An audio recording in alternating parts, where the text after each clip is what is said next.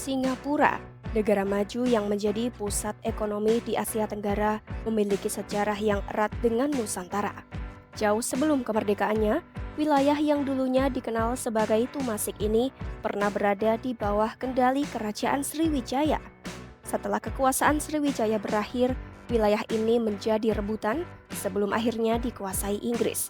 Singapura kemudian sempat menjadi bagian dari Malaysia hingga akhirnya merdeka pada 9 Agustus 1965.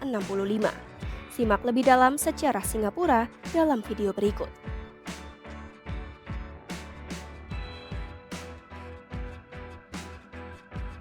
Dalam catatan sejarah, nama asli wilayah yang kini adalah Singapura adalah Tumasik. Sejak abad ke-7 hingga abad ke-13, Tumasik berada di bawah kekuasaan Kerajaan Sriwijaya yang berpusat di Pulau Sumatera. Memasuki abad ke-14, Tumasik bertransformasi menjadi kota benteng dengan parit besar yang berfungsi sebagai pusat perdagangan yang cukup penting. Melemahnya kekuasaan politik Sriwijaya dimanfaatkan oleh kerajaan-kerajaan besar lain seperti Kerajaan Majapahit dan Kerajaan Ayutthaya dari Thailand untuk mengambil alih Tumasik. Kitab Negara Kertagama mencatat Tumasik sebagai wilayah bawahan Majapahit. Sumber Portugis juga menyebutkan Tumasik sempat menjadi pengikut Siam dan kemudian menjadi bawahan Kesultanan Malaka. Pada periode abad ke-14 hingga ke-15, Tumasik diganti namanya menjadi Singapura yang berarti kota singa dalam bahasa Sanskerta. Nama ini konon diberikan oleh Sang Nila Utama.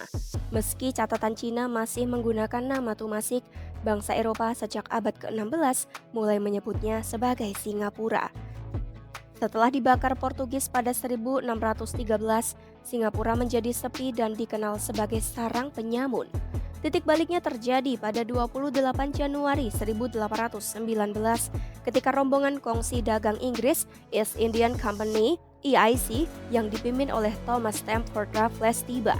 Kedatangan Raffles didorong oleh kebutuhan Inggris mencari pos strategis di Selat Malaka untuk menyaingi dominasi Belanda. Saat itu Singapura hanya dihuni oleh satu keluarga temenggung dari Johor. Raffles berhasil mencapai kesepakatan dengan pewaris Kesultanan Johor untuk mendirikan pos dagang dan mendapatkan hak monopoli di Singapura. Kesepakatan resmi antara EIC dan Johor ditandatangani pada 9 November 1824 yang menjadi awal kekuasaan Inggris. Di tahun yang sama, melalui perjanjian London dengan Belanda, Kepulauan Melayu dibagi dua, yaitu Inggris menguasai wilayah utara termasuk Singapura, sedangkan Belanda menguasai wilayah selatan. Di bawah kendali Inggris, Singapura berkembang pesat menjadi kota modern berkat lokasinya yang sangat strategis di jalur pelayaran internasional. Populasi meningkat tajam dari hanya sekitar 1.000 orang sebelum kedatangan Raffles menjadi lebih dari 80.000 jiwa pada 1860, dengan etnis Cina menjadi mayoritas. Pada abad ke-19, Singapura menjadi pusat ekspor karet global. Inggris juga membangun pangkalan angkatan laut yang besar di sana, menjadikan Singapura target utama Jepang selama Perang Dunia II. Selama Perang Dunia II, Singapura turut jatuh ke tangan Jepang setelah mengalahkan Inggris pada 15 Februari 1942.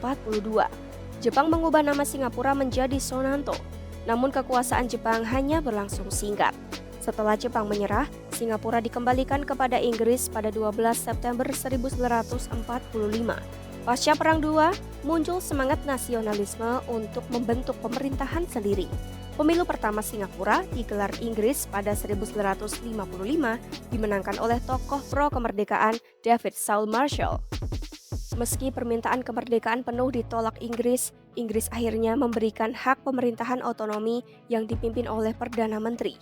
Karena pemerintahan otonomi dinilai kurang efektif, Singapura bergabung dengan Federasi Malaysia sejak 31 Agustus 1963. Namun terjadi konflik internal di Federasi Malaysia.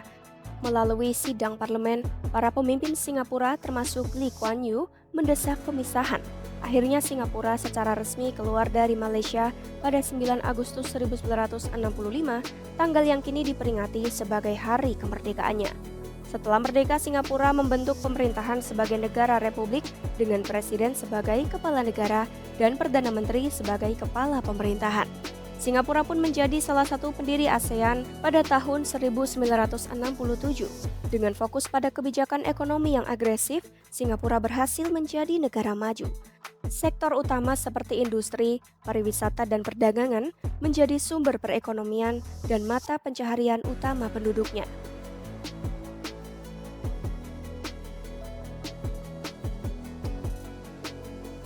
Di balik keberhasilan Singapura menjadi negara maju dan memiliki salah satu gaji rata-rata tertinggi di dunia, terdapat sosok visioner Lee Kuan Yew.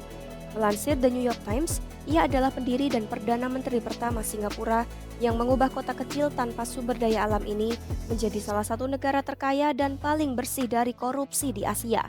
Lee Kuan Yew menjabat sebagai Perdana Menteri dari tahun 1959 hingga tahun 1990. Beliau adalah tokoh dominan yang menciptakan apa yang disebutnya sebagai oasis dunia pertama di kawasan dunia ketiga. Lee Kuan Yew dikenal sebagai tokoh yang efisien, pragmatis, dan berorientasi ke depan. Filosofinya adalah kita bebas ideologi, jika berhasil mari kita coba, dan jika tidak maka coba yang lain. Model kepemimpinan yang ia terapkan berfokus pada kekuasaan terpusat, pemerintahan yang bersih, dan liberalisme ekonomi. Meskipun menghadapi kritik karena membatasi kebebasan, formula ini sukses besar, menjadikan Singapura sebagai pusat bisnis dan keuangan internasional. Lee Kuan Yew menyebut perpisahan Singapura dari Malaysia pada 1965 sebagai momen kesedihannya. Setelah berpisah, ia memimpin Singapura menghadapi tantangan besar, yaitu kurangnya sumber daya alam dan keragaman etnis. Ia bahkan berujar Singapura tidak seharusnya ada dan tidak mungkin ada, mengingat tidak adanya faktor dasar pembentuk bangsa yang homogen. Lee Kuan Yew pun gigih menegakkan kedisiplinan sosial melalui berbagai aturan ketat seperti larangan mengunyah permen karet dan kampanye peningkatan diri. Model kepemimpinannya mengedepankan apa yang disebut nilai-nilai Asia, di mana kebaikan masyarakat diutamakan di atas hak-hak individu. Untuk memerangi korupsi, Singapura menghubungkan gaji pejabat tinggi dengan gaji profesional sektor swasta, menciptakan salah satu pejabat pemerintah dengan gaji tertinggi di dunia. Meskipun ada kritik terhadap cara kepemimpinannya yang ketat, dampak Lee Kuan Yew terhadap kemajuan Singapura sangat besar. Ia adalah sosok pengubah yang namanya akan selalu identik dengan kebangkitan Singapura dari kota pelabuhan kecil menjadi raksasa global. Warisan ini terus menjadi pertimbangan untuk masa depan negara tersebut. Singapura adalah bukti nyata sebuah negara dapat bangkit dari keterbatasan. Sejarahnya bermula dari tumasik di bawah pengaruh Sriwijaya hingga menjadi jajahan Inggris dan akhirnya merdeka pada 9 Agustus 1945. Kemajuan pesat Singapura tak lepas dari peran pendirinya Lee Kuan Yew. Meskipun cara kepemimpinannya ketat, dampaknya sangat luar biasa. Singapura berhasil mengubah diri dari negara miskin menjadi salah satu negara terkaya di dunia yang sangat maju dan bebas korupsi. Simak terus informasi-informasi menarik seputar sejarah dunia hanya di YouTube Kompas.com.